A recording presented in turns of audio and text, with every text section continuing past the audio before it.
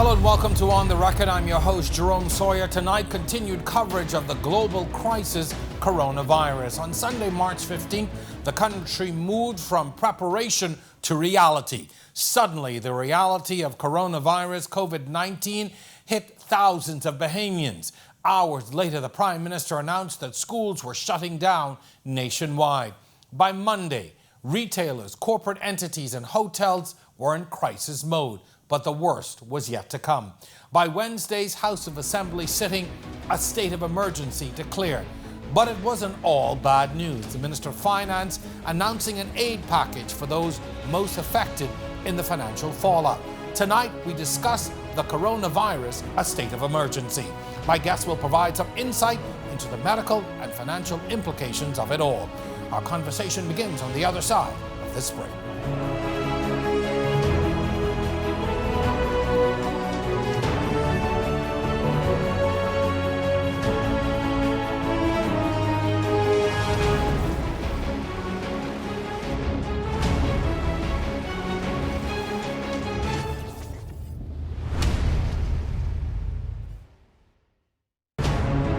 The project really pays itself. Correct. They set up at the conference, the school.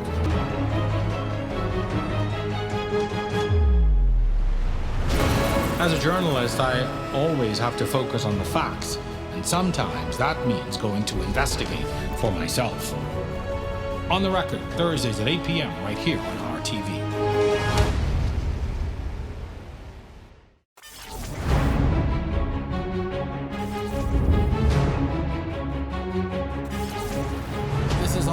I'm your host, Jerome Sawyer. On Wednesday, we learned that confirmed coronavirus cases moved to 3, and as many as 30 people could have come into contact with the first diagnosed case. For all the news conferences, presentations in the House, and information released, there are many who are still not sure what this all means. Fortunately, my guest tonight wears many hats and gowns and is able to bring clarity to a lot of questions we have. He is the Member of Parliament for Elizabeth and a medical doctor, but in this instance, he is our expert.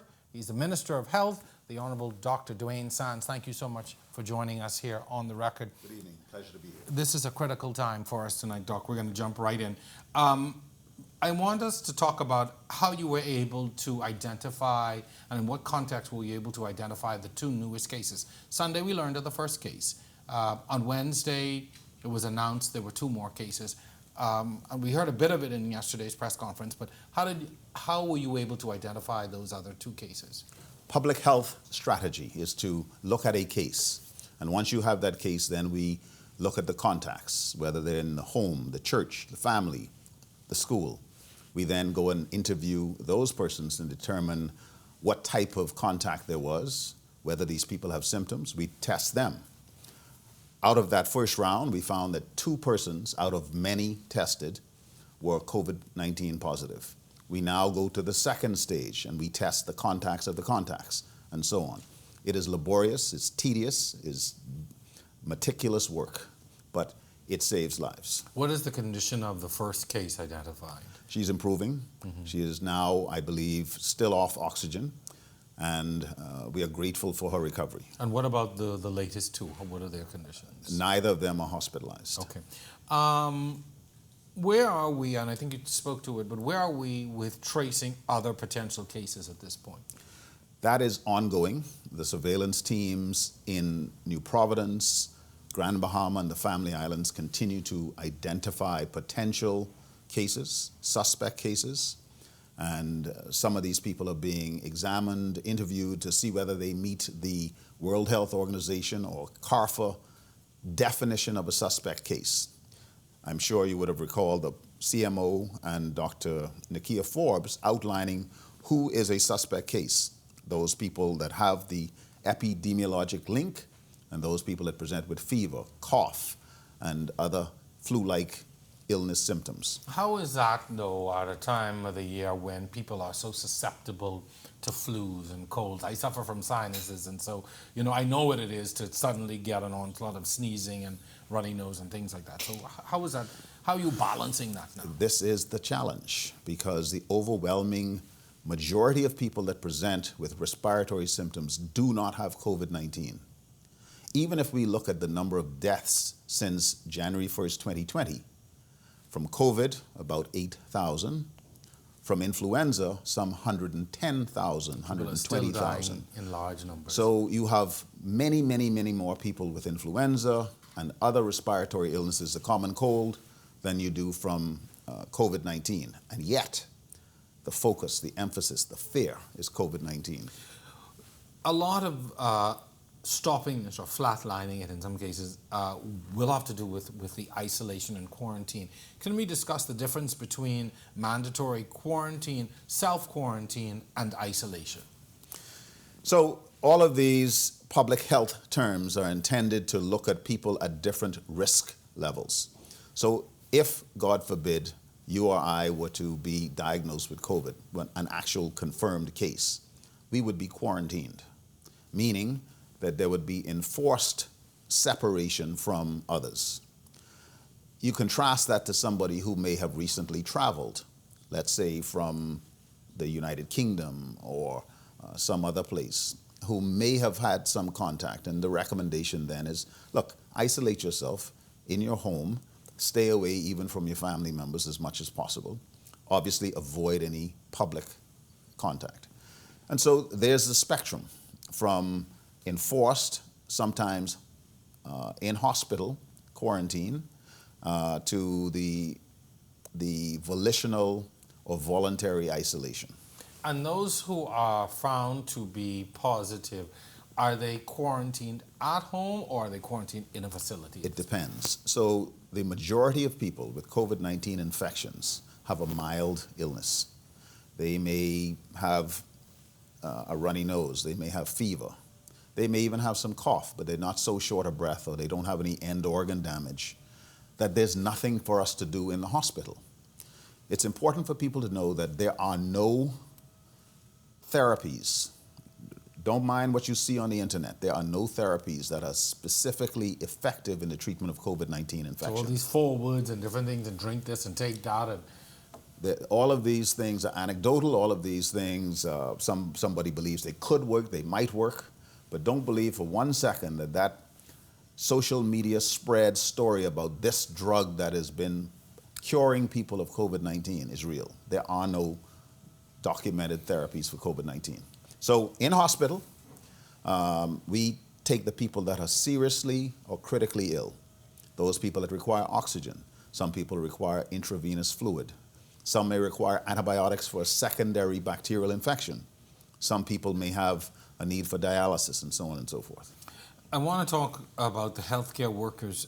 There was a concern, particularly when this first case was announced, that maybe healthcare workers were put at risk with somebody walking in and saying, hey, I think I may have this, or I'm not feeling well. What's being done, and are you satisfied that the healthcare workers are being properly protected, particularly in the public healthcare system? I'll answer the second part of the question first. We are doing everything that we can to protect our workers. They are critical. They are the tip of the spear. And without them, the ability to respond to COVID is gutted.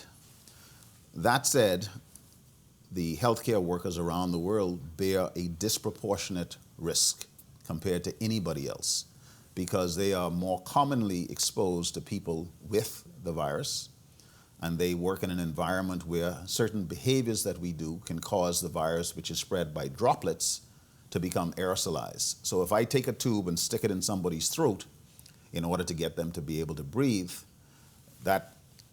those droplets can now go into the air, become aerosolized. And so if we're doing procedures like bronchoscopies where we look down into the lung, or we're doing invasive procedures, the possibility of a healthcare worker being exposed is increased. And so if you look at the percentages in terms of which group of persons are most at risk from this infection, this pandemic, it is the healthcare workers of the world. And we have taken that very, very seriously. Do we have enough protective gear for our healthcare workers? Are you satisfied that they have what they need? Do we have enough? Yes, we do. And we have gone and purchased additional, and we have had additional personal protective equipment donated. To give you an example, just yesterday we would have acquired another 100,000 masks.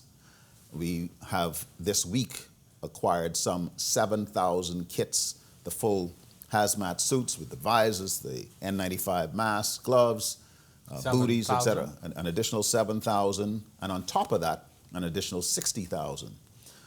So we are going into the international market, which is very tight right now, but we have been fortunate to get access to the things that we need. And those we have access to them. Are they here yet, or are they on the way? Some of them are here. I can confirm that those additional masks, the 100,000 masks, are in country. I'm not going to say exactly where, because as you can imagine, we don't want them to disappear. Most definitely. Now, the big question has to do with the test kits. Everybody wants to know, do we have enough test kits? How many do we have? You would have mentioned that quite a few people have been tested since the announcement of the first case. But how many test kits do we have? How many have we used? Are you and other healthcare providers satisfied that we will have enough going forward? The simple answer is we have more than enough. As of yesterday, we had at least 750. Now, why do I say at least? Because we've used some to test the process of in the lab. We have used some to actually test persons. But we have at least 750. We have ordered some additional 6,000 tests, and we are in the process of getting more from suppliers that have confirmed that they have them in stock. And how long, you mentioned you ordered the 6,000, how long can we expect delivery? I don't have that answer, but I don't believe that we are going to have a challenge testing anybody that needs to be tested. Bear in mind that the National Reference Lab is the site where all of these things are done. And even though they are run in batches, there's a limit to how many tests we can do on any given day. Well, I was about to ask, on Sunday we learned that you can test in batches. I want us to talk a little bit about that. You can get a few samples together and test at the same time, is that correct? That's correct. And how does that, I mean, does that give the same level of reliability? This is the state-of-the-art, what we call real-time PCR. So what that does, that test does, is it breaks the RNA of the virus down so that it can be tested. And then we sequence the genetic material, and it then comes out as a positive or a negative. It is done in the Bahamas and 9 other countries in the Caribbean.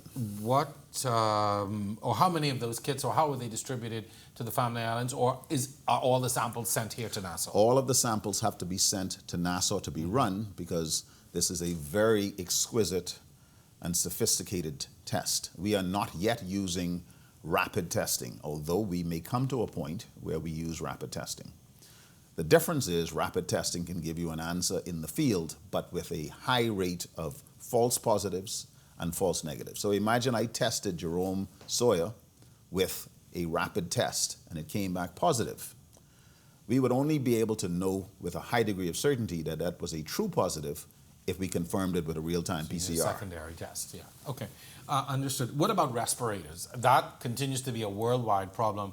You know, this is an illness that really affects your respiratory system, particularly people who are high risk. What's the status on respirators in country?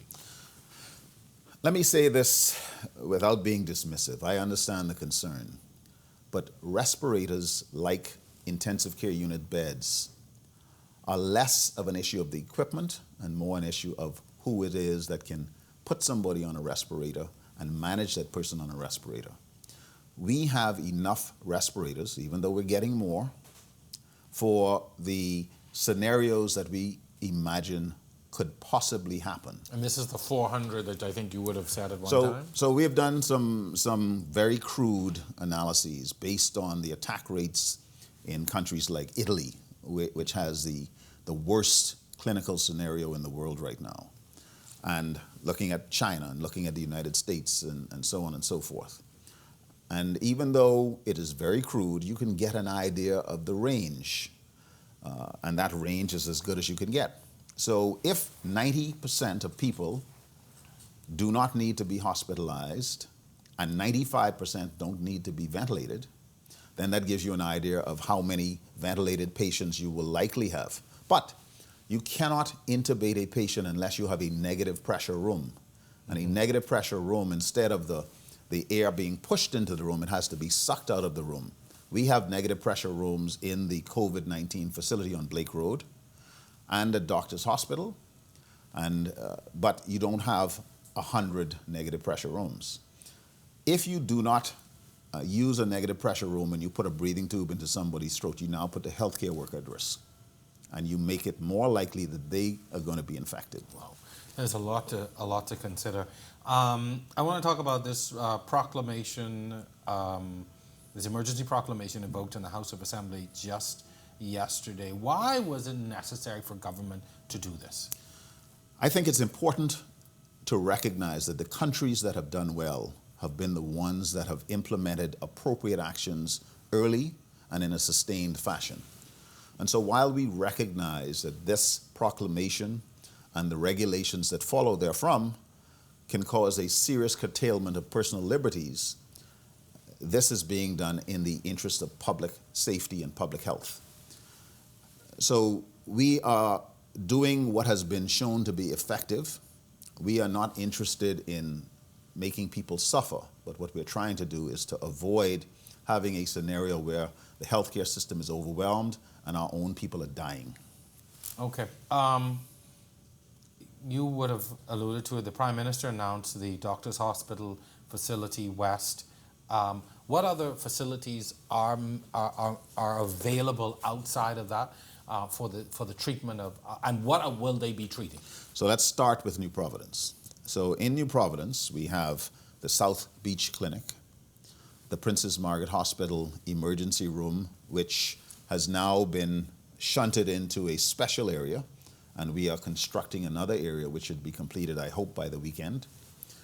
Then we are using the Flamingo Gardens Clinic for assessment, triage, and then isolation, to then be referred to either Doctors West or Doctors East. Understand that that's just New Providence. In the Family Islands now, let's start with Freeport. A facility has been identified at the West End Clinic, much to the annoyance of the people of West End. And I want to take a little bit of time to say how this is most unfortunate, because we have identified the clinical needs to keep mothers, fathers, grandparents, children safe. Nobody wants to have a facility in their neighborhood. This is bigger than any of us. This is about all of us. And while we understand the concern and the fear, we do not believe that those fears are justified.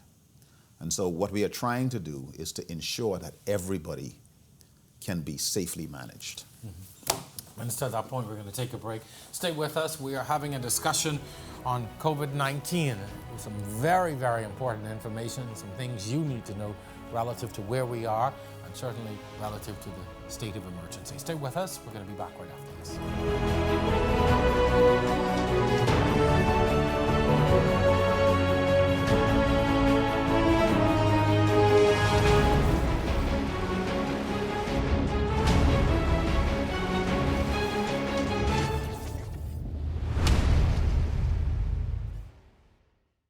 Matt, where in the world is Matt Lowell? Where in the world is Alison Greenslade? And so these about to know why you were concentrating in Atlanta. So we can talk about it. On the record tonight, the government's purchase of the Granville Pine is a hot subject in the news.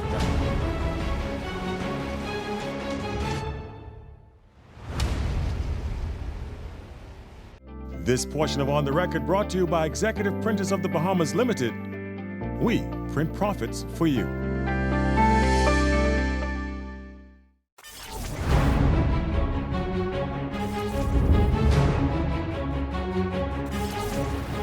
Welcome back to On the Record. I'm your host, Jerome Sawyer. This segment is brought to you by Executive Printers. Within the last 3 months, we have learned so much about this new global health threat, most notably its symptoms, high level of contagion, and of course, its deadly effects. My guest tonight is the Minister of Health, the Honourable Dr. Duane Sands. We have a question from a viewer. She wants to know, at what amount of positive COVID-19 patients will the state of emergency be enacted? If and when enacted, how long will the lockdown be for? Excellent question, but this is a very fluid scenario, and it's not so much the number, but the anticipation of the surge. We believe that there can be and may indeed be a surge of cases in the Bahamas. And what we want to do is to avoid an unmanageable surge. The idea of flattening the curve is so that you don't get multiple cases at one time, so that all of the hospital beds are overwhelmed, all of the ventilators are overwhelmed, medications go out of stock, nurses are fatigued, doctors are fatigued. So every single day, the Cabinet of the Bahamas, led by the Prime Minister, considers what are the realities. They're being briefed by the teams, including the Chief Medical Officer and the COVID-19 task force. Once those briefings are done, considerations are made, we need to modify what we're doing now. Sometimes people say that we're doing things too quickly, too early. No one's going to criticize us for doing too much. The worst thing that could possibly happen is that people are injured or at worst killed because we do too little.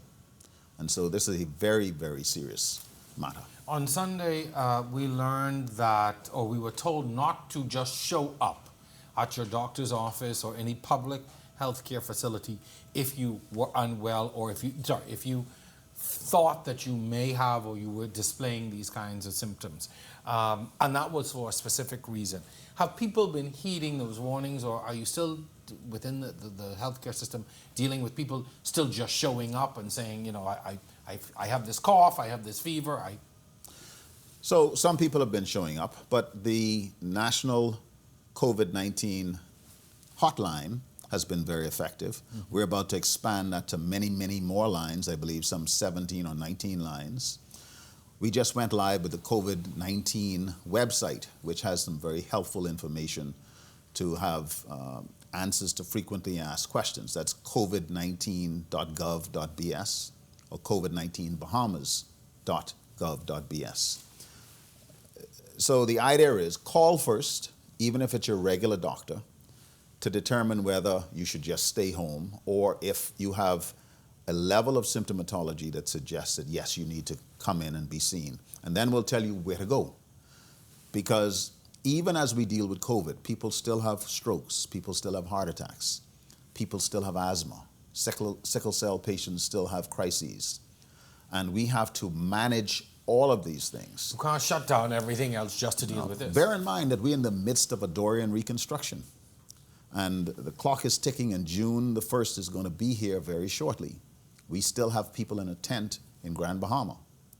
And so, notwithstanding the fact that the world is riveted by COVID-19 concerns, we have real challenges in the Commonwealth of the Bahamas that also have to be met. And so we have to continue to manage non-communicable diseases. We have to continue to manage nutrition. I can assure you that the health teams and the government as a whole recognize this, and we are giving it our all. Given the large numbers of Bahamians who are faced with hypertension, diabetes, heart disease, you even mentioned there, people with asthma, we understand that these people are at greater risk. Are you concerned that given those large numbers, that this situation can become even more critical? Yes. If you look at the experience in China, in terms of the number of young people impacted by COVID-19, and then you compare the experience in the United States as based on a report from the CDC published just yesterday, a far greater number of young people have fallen ill from COVID-19 in the United States than their peers in China. There's a possibility that this could be related to the challenges with non-communicable diseases in the United States, and given the fact that the Bahamas has a far greater number of people with hypertension, diabetes, etc., that we may bear a peculiar increased risk because we have more people who have comorbidities. And so this is yet another reason why we have to take this thing very, very seriously. So when we talk about social distancing, take it seriously. When we talk about comorbidities, if you have high blood pressure, diabetes, lung disease, asthma, if you're on immunosuppressants like steroids, stay away from people. Take this thing seriously because the life you save could be your own.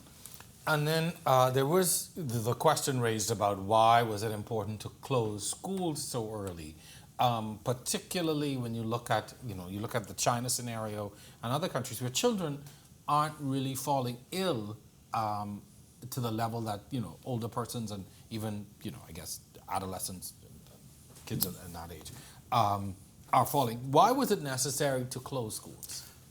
Yes, it is true that children do much better with COVID-19 infections than do adults, but they still get infected. And children go home to their parents, and they go to kiss their grandparents and their loved ones. And so the fact that children are vectors who can be infected with COVID-19 is not so much a concern for the health of the children, it's the impact that these children have on everybody around them. And so let's now go to virtual schools. It is going to be very challenging. Make no bones about it. It is hard to have the kids in the house eating up all the food, running around, getting on your last nerve, as we like to say. But this is real. This is different. And people need to understand that you have to plan as to how you can keep these children engaged, how you can keep them safe in your home for potentially an extended period of time. A lot of people were anxious about the news of the state of emergency, in particular the fact that it's going to be it's an offense now to publish news reports or any statements that are untrue, false, or that can cause fear or panic or even ethnic hatred. Why was that so important to enact? It has been so unfortunate that around the world, but even in the Bahamas, that people are spreading fake news to instill fear and panic. That can lead people to do irrational or unreasonable things. It can lead people to act out against others. And so we thought that it rose to the level of significance that it not only had to be spoken about, but it had to be legislated so that we have the legal authority to enforce it. So don't spread non-verified information. A lot of this fear that we are feeling and anxiety, how much of that do you think is being driven by social media and even just the malicious acts of people? Some of it. Some of it is based on the reality of the situation in which we find ourselves. But in this pressure cooker environment, particularly with the ability of social media to move information so rapidly, if somebody sends you, a good friend sends you something, and it says that so-and-so is, such and such is happening at Princess Margaret Hospital, you will tend to listen to it and you may believe it. So social media is definitely changing the reality of how we perceive safety, how we perceive the quality of life. There's good, but there's also a bad side to it. I was personally and particularly disturbed by people passing around photos and identifying the first confirmed case, and even subsequent to that, people are passing around photos and making assumptions about who it is and where they work. And I found that I was so very disappointed and even sickened by it in some cases. How do you deal with that? It's repugnant, and I think we need to understand that there but for the grace of God go I. It may be somebody else today, but it's likely to be you tomorrow. How would you feel if your own personal information about your private health matters are being broadcast around Facebook, Instagram, Twitter, what have you? Unfortunately, with panic, the blood supply to the brain kind of shuts down a little bit, and we do some irrational, stupid things sometimes. And I say stupid deliberately. Let's think about what we're doing. Let's think about the impact, not just on ourselves, but on the impact of others. We need to rise to a higher level. In this new stress, this post-Dorian pandemic, the Bahamas has a peculiar double whammy. If we're going to make it through this, we've got to rise to a higher level. this has got to be our finest hour. If we work together, if we comfort each other, if we support each other, we will make it through it. Now, some of the arguments I saw online, and people are saying, well, I should know who it is because what if we work together or they come into the same building? I have a right to know whether I have been exposed. And I guess that is a legitimate concern.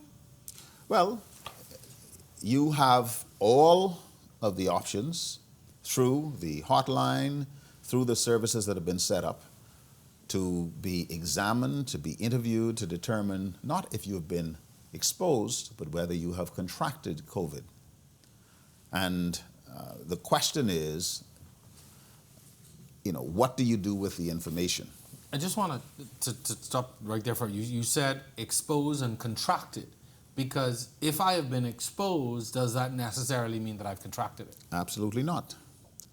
So the question of who is going to contract COVID-19 after an exposure, it depends on the intensity or the dose of the exposure.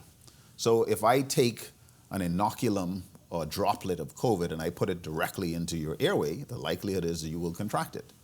If, on the other hand, there's somebody over there that's known to have COVID-19 infection, and I just happen to walk past, am I a contact?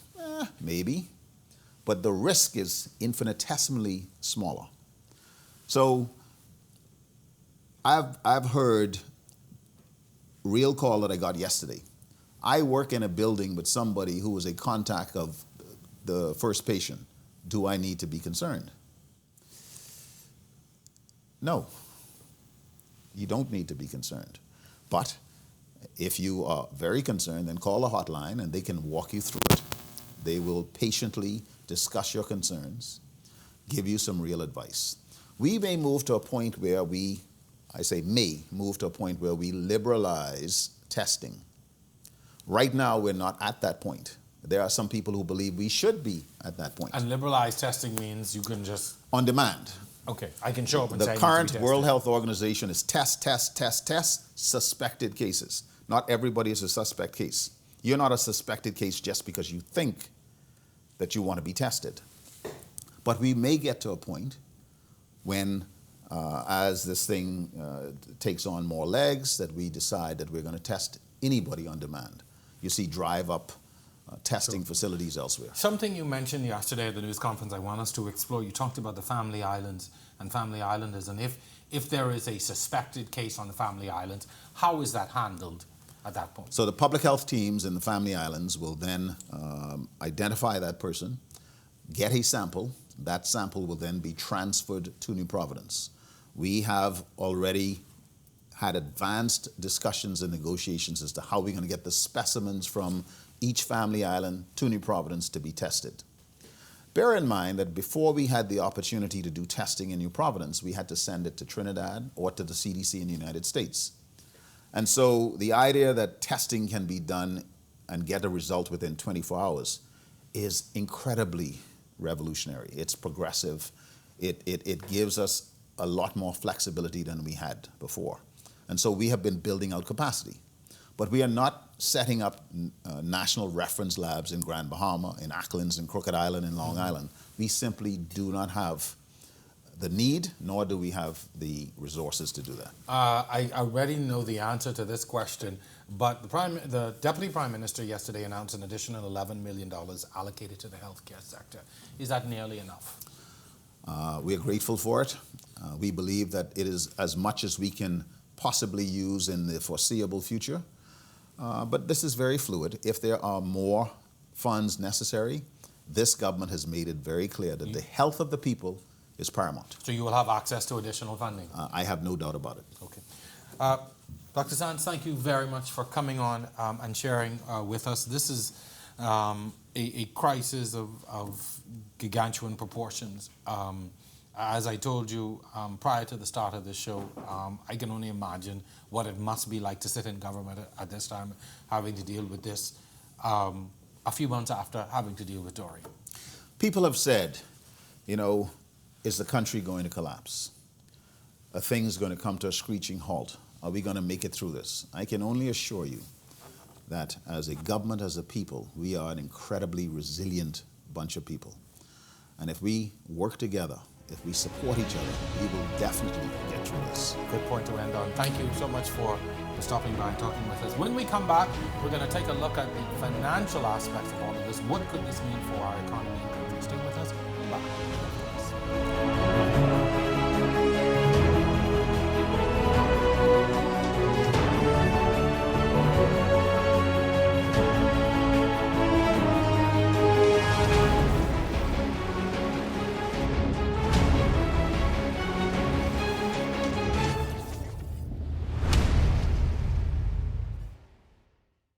Matt, where in the world is Matt Lauer? Where in the world is Alison Greenslade? And so it's about the low value cottage in Atlanta. So we can talk about it. On the record tonight, the government's purchase of the Grand Lupine is a hot subject in the news.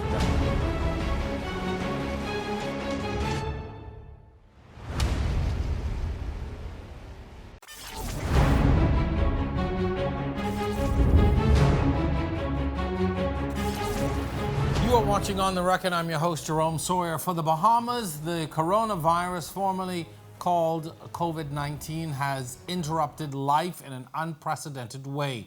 With the United States imposing travel restrictions on countries within Europe and Asia, we are already feeling it, and it hits us. It's hitting us where it hurts the most. With tourism accounting for an estimated 50% of our gross domestic product and just under 50% of direct employment, the dominoes are already falling. Hotels are empty, cruise ships gone for at least a month, and businesses day by day grinding to a halt. My second guest tonight, helping us to dissect the economic effects of COVID-19, is the Acting Financial Secretary within the Ministry of Finance, Mr. Marlon Johnson. Welcome. Hi, how you doing, Joe? I did not expect to have you back on this show this soon to talk about these things, but these are, as my grandmother used to say, these are serious times. Absolutely. Deputy Prime Minister, Minister of Finance, in his remarks in the House of Assembly Wednesday, cautioned that the country's short-term economic growth will be adversely affected. What does that mean for the average Bahamian? What that means is that we enter a period of economic contraction. That means that our economy is shrinking. In layman terms, it means that we're heading towards a recession, is how people would normally refer to it. And that just simply means, for the reasons that I think everybody understands, when the tourists stop coming, that's our major source of foreign currency reserve. That's our major export crop, if you would call it that. And so, as you would have said in your opening, so many people's employment directly and indirectly are tied to tourism. And once that consumption goes down, wages get lost in the economy, consumption goes down, government taxes, revenue is lost. And so, yeah, we're in for a pretty significant period of adjustment in the coming months. One of the things that I found interesting is in his remarks yesterday, he said that he would have received, or you all would have received at the ministry, some input from the shadow Minister of Finance opposition member, Chester Cooper. I'm curious, what kinds of advice, recommendations came from that side? Well, when the shadow minister came in, and he actually, before he even came in, he would have presented us with a list of recommendations that he and his colleagues would have actually had. In a lot of those, they mirrored some of the recommendations that we had been working on, and there were several things too that he would have added. Me and my team, we had a chance to meet with him, and we walked through his recommendations. We walked through the government's forecast. We were able to show to him sort of the basis of underlying our assumptions on the loss and the rationale for some of our recommendations. And so it was a very, very productive dialogue, and then, as the DPM said, I think the ministry would have benefited from their contribution. Now, there are some concerns from people within the community based on this declaration of the state of emergency. One of them including people see it as a lack of bureaucracy in the procurement of essential services. And I think it has to do with a trust deficit that people have with government and how it works. But looking at the ability to be nonpartisan at a time like this and awarding contracts and giving things to people outside of politics. Right. Now, you know, what I would remind people is that this only applies for the period of the emergency declaration. It doesn't go beyond that. And so it's now 14 days, and Parliament may extend it. So what it does, it just gives the flexibility to move quickly. You know, if you have a situation where the government needs to procure equipment or open a facility or engage in transport, you don't have the luxury of doing the 3 quotes, doing an RFP, and they're just not practical. So you really need to have the flexibility to be able to just procure as needed. And I think the check on that in the legislation is that whatever is done via this mechanism has to be reported back to Parliament. So that's that level of transparency and accountability, I think, keeps all the actors operating above board in those kind of circumstances. So let's talk too about now what some of the benefits that government will pay out. The Minister outlined a number of benefits having to do with unemployment, social services, even small business funding. My question in all of this is, where's that money coming from? So this is a very, very good question. If I can't say fortunately, we were coming on the heels of government having gone to Parliament to borrow a substantial sum of money to deal with Dorian. And so what that exactly done is armed us with sufficient cash to deal with the near terms. For the first 3 months of this year, we've seen that revenue is performing slightly better than where we thought it would have been after Dorian. And that because up until now, the economy had been performing fairly well. And of course, we've been doing a lot of revenue enhancement measures to cut down on some of the slippage, as we call it. So I think based on that, and based on what we will do to reorganize priorities inside government, delay certain projects and the like, we believe we have sufficient headroom to both cover this anticipated increased spending of around $50–60 million, and also the revenue loss, and still stay within that borrowing window. So what we are, as it stands now, and again, I have to caveat this by saying it's still a very fluid situation, the government anticipates it will stay within that revised budget deficit that it just brought to Parliament a few weeks ago. You mentioned the borrowed funds were for Dorian recovery. Right. Are we moving money from anything that was slated for recovery efforts to now be able to fund these social programs, et cetera? No, as mentioned before, and that the government would have said even during the supplementary exercise, Dorian recovery is key. So the only thing that's more of a priority than Dorian now is health and safety issues. So anything related to Ministry of Health or health related, that jumps to the top of the queue. But in second place remains the Dorian recovery efforts, because those have to continue. Now we have that's caveated also, because if we get to a point where we go to a partial or full lockdown, then of course those projects can't happen. Safety always will be paramount from funding, but no, there are no plans at all to scale back right now on any of the Dorian recovery efforts. What can you share with us? Was there a particular formula in setting out, for instance, what the unemployed, what the self-employed people would get, what the unemployed benefit would be, what the social services assistance would be? Was there a formula in dealing with that, looking at numbers based upon who would get what and how much? So a little bit, yes. So what you look at is, now of course we're in a very constrained environment because we've had this Dorian situation. Yeah. The government's fiscal headroom would have already been challenged in dealing with that. So what we look at, based on where we were from a revenue standpoint, from an expenditure standpoint, based on the things that could be deferred, what monies could we realistically do. The other important factor, Jerome, was trying to target this initial assistance to those most impacted. So people ask us, well, why don't you give it to all self-employed persons?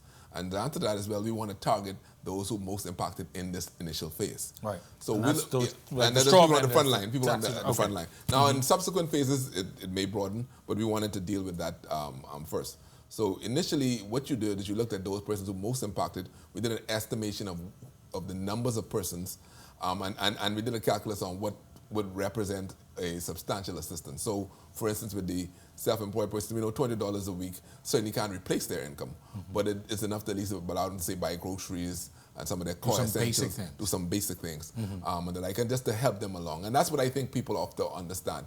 The government is in a position to be able to replace people's income. But what the government's mandate is to try to ease the pain that they face when they face with a sudden loss of income. Also, what I found interesting too was the assistance for those who, or the small business owners as well. So what will be and how will they be able to access? So we're working judiciously with the Small Business Development Center on that, and what our thoughts are now is to try to engage the financial institutions, the commercial bank and the other lenders, to actually do the administration of the program. And what it would represent, it would be what we call a small business continuity loan. And we're setting out the parameters, so we haven't finalized that yet. But the notion is we want to give them sufficient money to be able to retain at least the majority of their staff, if not all their staff, to be able to pay things like their rent, their utilities, and some basic supplies.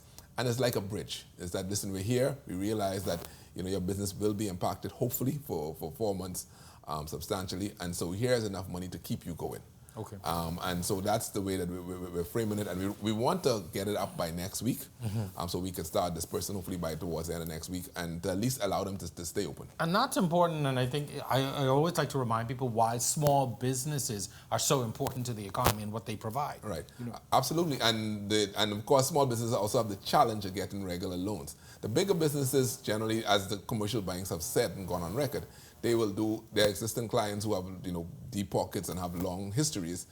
They will work with those persons. So we don't want to substitute what the commercial banks would do for their long-established customers. So this will be targeted at small businesses, generally people with a turnover of $3 million a year or less, and really seeing how we help them, because they tend to be more challenged getting access to financing.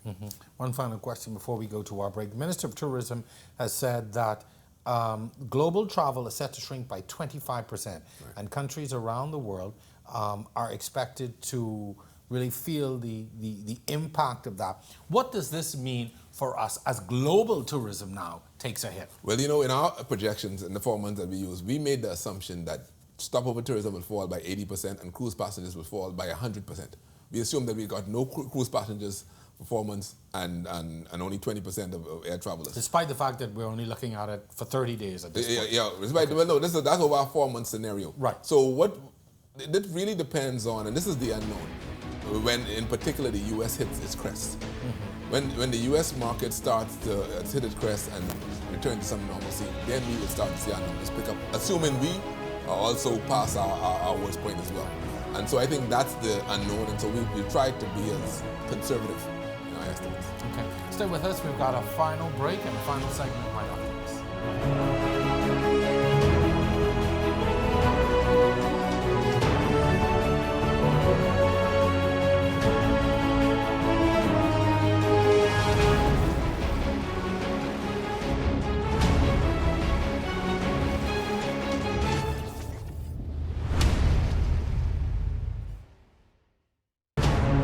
So the project really pays itself back. Correct. They set up Not the conference, more the school.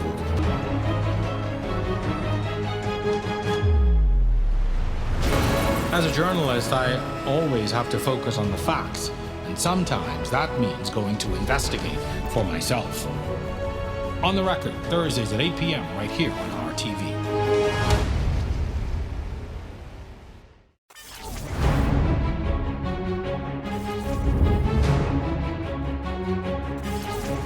This is our final segment. Whether we wish to face it or not, we must understand that the arrival of COVID-19 will affect our economy in ways never imagined. My guest is the Acting Financial Secretary within the Ministry of Finance, Marlon Johnson.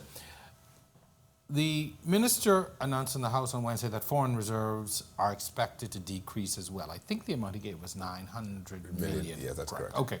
What effect will this have? We think foreign reserves, and I don't think we always understand the correlation between that and our everyday lives. Yeah, I think one of the things, the central bank's primary mandate is really to retain the US peg, our one-to-one relationship, to give us the currency stability. Now, the way that we do that is through by maintaining sufficient level of foreign currency reserves so that it makes it easy for you to be able to convert to the US when you're in. So that, I don't want to get into the technicality of it, but that's basically it. So sure. The way we are able to have confidence in the stability of the Bahamian dollar is in the level of foreign currency reserve. Because the economy had been doing well and because we had gotten in quite a bit of reinsurance flows because of Dorian, our reserves were at near record level high. So that's a good thing going into this crisis.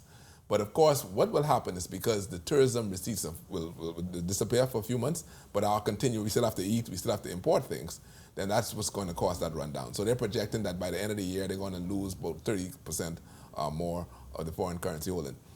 Even at what they're projecting, the foreign currency reserves are still healthy. We're not in any panic mode now, but it is something that they have to manage carefully. Sure. And the reason that they have to do so is to ensure that we, again, always feel comfortable and confident knowing that our currency is not under any threat. You'll see people ask and say, well, why haven't we reduced interest rates like the U.S. Federal Reserve would have cut rates in the U.S.? Why is that not so easy in our economy and in our country? Well, yeah, that's a very technical question, but the simple answer is because you remember now, what the central bank doesn't want to have happen is for demand to really spike during a time when the economy is slowing down. Our export crop, our tourism market is how we earn our foreign currency. And of course, anytime you lower the interest rate and people borrow more, that spurs people importing. So so the balancing trick is to make sure that the central bank isn't doing any activity that can put pressure on the foreign currency reserve. You lower interest rates, people start to buy more cars, we buy more heavy equipment, and the like, and that could draw it down. That's the technical answer. The simple answer, though, is that the reason the Fed is doing that is because the entire economy is impacted already. And so they're trying to find a way to stimulate it. And the U.S. can also print its own money. We don't have that luxury because our currency is backed by theirs. So our scope for doing those sorts of things isn't there because we can't print our own money. If we started to do what they do and just print money, the central bank just loans out large amount of money or just cut the interest rate, we will run down the foreign currency reserves and then we may end up with a devalued currency. So that's why it's a totally different, being a microeconomy with a currency that's pegged to the US dollar gives us a very different set of dynamics. One of the things that was announced as well is the continuation of capital investment projects. What kinds of projects? And to the unknown, I would seem, well, why are you going to continue with these prospects at a time the projects at a time when the economy may be slowing down? Right, and that's an understandable question. The answer is because what the government is trying to do is in recognizing that you're going to see a fall off in employment in the tourism trade over the near term, is to try to replace some of that consumption. So the notion is, well, okay, and we've already started to talk to Works, and they're putting together what we call the shovel-ready projects. What are some of the small projects, painting, repairs, small level works that could be mobilized quickly? And that's just to get people to work. People need to be and entrepreneurs need to be engaged, and that helps to buffer some of the impact because, you may have someone in a two-person household, the husband could be an entrepreneur, small contractor, the wife working the hospitality. The wife is now on days or she's been temporarily laid off, but the husband now has work.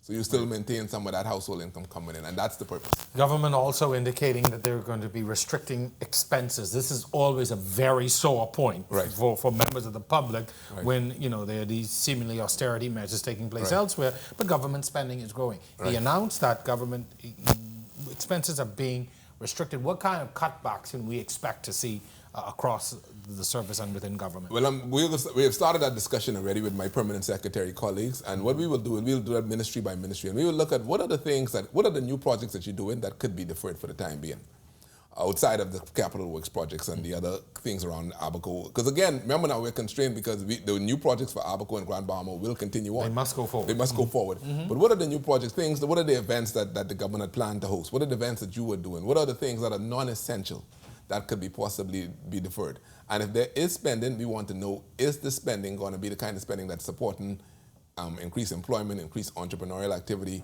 or not? And then, so that will be the criteria. But we will do that on an agency by agency level. Given that this is happening sort of ready towards the third quarter of the year, a lot of the projects have already started. So it's hard to put a spigot when you already contracted somebody. Sure. But outside of that, so the scope there is fairly limited, but we will look at that to make sure that we're not spending money unnecessarily. The Minister said very assertively no plans to request additional borrowing at this time. No additional borrowing at this time. How is that possible? And when you say at this time, what's that time frame looking like? Well, we're talking through the end of the fiscal year. Okay. So right now, we started out the year with a plan to bring the deficit in at $137 million or somewhere thereabouts. Because of the Dorian, that deficit number jumped to $677 million. So the plan is to come in within that window. And that's how, and so our job, my team's job is to look at everybody's budget to see how we rearrange that to meet that goal. I have to tell you, and again, the minister would echo the sentiment that this situation is fluid. If there is an urgent need, for instance, to do something on the healthcare sector, if more people lose their jobs than we anticipated, then we may have to come back to that again, and there may be some additional borrowings required if the situation deteriorates faster than we have. Because what's paramount is making sure that we invest in the healthcare sector, and the government has said it will spare no expense to deal with that. And of course, if there are more jobs losses, the government will want to support these persons. And if if those scenarios happen, then yeah, there may be a requirement to be borrowing. But And if you're talking about a borrowing scenario, just as with personal finances, you always have to look at your ability to borrow. Absolutely. So what is our ability? What is that looking like? And then down the road, what is that going to mean for us when it comes to repaying? yeah, so those are the considerations. So right now, because of the steps that the government taken several years ago in increasing some of the taxes rates, that is what has given it the headroom to be able to do these things now. And that still remains healthy. We still have very good relationships with the IDBs, the CDBs in the world. So accessing financing externally is no issue. Banks domestically still prepared to lend the government money, but that's because our fiscal profile had changed. So part of the pain that we went through in 2018 when the taxes was adjusted, that is what has given the government the headroom now to be able to borrow with confidence. You're right though, all of this has to be tempered against what the implications are for tomorrow. But you know, I always use that as when your house burning down, the first thing you got to do is you got to put the house out. So your priority in this sense really has to be on making sure first and foremost, funding is there for the healthcare, because if we don't do that, the long-term pain in the economy could be even greater. And secondly, to make sure that there are steps being done to ease the burden on people who now have no income. So those have to remain paramount in the near term. People are watching this and thinking, okay, whether or not I am at risk right now of losing job, losing income, what kinds of things should I be doing to put myself in a position to survive over the next few months? And a lot of people, you know, you're looking at your bills, you're looking at all your expenses, and you're saying, what can I do now at this point? You know, I say this and it may seem obvious to some of your listeners, but it really isn't. We still, and I used to be a banker, so I know this from experience, too many people still don't work from a budget. And so, you know, oftentimes when you, even in my own personal life, in my own household, we say, boy, you know, things, stuff and struggling. But when you stop and you look at what you do on a day-to-day basis, you realize that if you really had to, you can scale back. So my advice to people is to first start with your budget. Look at your household income, your significant other's income. How much money are you taking in? And how many things do you really, really need? Do you need to eat fast food every day, for example? Do you need, and I don't want to get on the women's cases, but you know, do I need nails in here for the guys? Do I need to go to the lounge every evening? I mean, you know, there are things that we do that we think are necessities, but when we really look at it, we scale back. So my advice to everybody, given the uncertainty involved here, and there may be a situation, if this is prolonged, that not only are people who are directly impacted will see some job contraction, in indirect sectors it could happen too. So we all have to be very conservative. Scale back your discretionary spend and really try as much to put something aside until this subsides. A lot of people are really fearful about what the next few months will hold for them. Right. What will be the signs of recovery? What kinds of things should we look for as that sign on the horizon that better days are coming? What are going to be the indicators for us? I think the initial indicator is, because we are so dependent on the U.S. market, the initial indicator is when do we see a number of new cases start to decline in the U.S. so that when does the U.S. hit its peak is that point. That's now that don't mean the economy recover that day, but what that means is that once you start to see the number of new cases decline, right now it's still very much on the ascendancy, and that we're still probably 30 or 40 days away from the peak. But once that starts to decline in a consistent way, that's our first indicator. The second indicator could be once we start to see some of the travel restrictions lifted, because that gets the airlines back. Now, what we also have to be hopeful for from the U.S. side is that between the U.S. government and industry, that they're able to keep the airlines afloat. A lot of people don't know those airlines, you know, not struggling, but they're stressed. They depend on large volumes. Yeah. So, and I think you see that discussion. It will be important that travel sector, especially the airlines, are able to survive this, because that's how we then get the people to.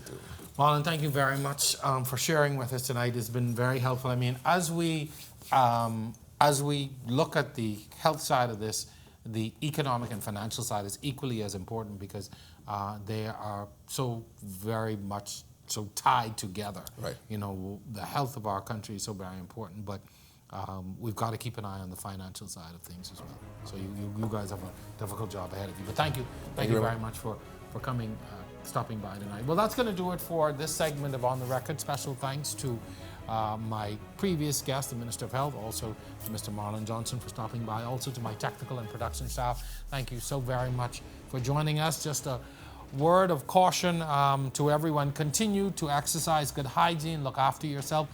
be sure and abide by all of the information that's given to you, and whatever is said, whatever decisions are being taken, whatever steps and measures are being put in place, it is important that we abide by them, that we listen to our healthcare officials and to the authorities, as their job at the end of the day is to try and keep us all safe.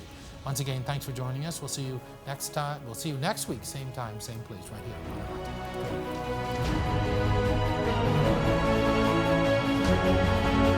on